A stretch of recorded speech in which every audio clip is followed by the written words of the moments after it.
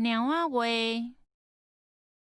猫甲咱人住做伙，已经有数千年的时间。伊会替咱教厝内的鸟鼠，所以久长以来，咱就有真济猫仔话通好讲。头起先，咱人为着要互猫伫暗时教鸟鼠，拢无甲伊饲暗顿，安尼伊腹肚会枵，就会认真去教鸟鼠。虽然有一句话讲“皇帝不差遣恶兵”，毋过咱爱找犬邀鸟，咱对兵甲对鸟爱用无共款的手腕。这无一定有科学证据，毋过有俗语的证据。俗语安尼讲：抱鸟袂煞齿。抱鸟是不是互主人抱伫手中的好命鸟？煞齿是吓惊鸟鼠的意思。好命鸟毋免烦恼食穿，毋免教鸟鼠指机，久来就袂晓即项讨食的技巧。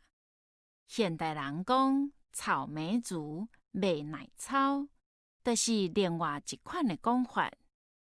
猫仔真细致，佮胃见小，行路拢倚壁边，安尼袂互人注意到，所以有人甲细致的人叫做细致猫。毋过，伊伫尻川后，却是另外一种完全无共的性癖呢。一句话安尼讲：行路倚壁边，做事较大天，真是互人看袂出。还有一句是：细致乌鸟打破遐，细致查某熬头食。这是讲猫公甲猫母伫厝尾顶做散开的时阵，因为动作伤大，会甲厝遐打破去。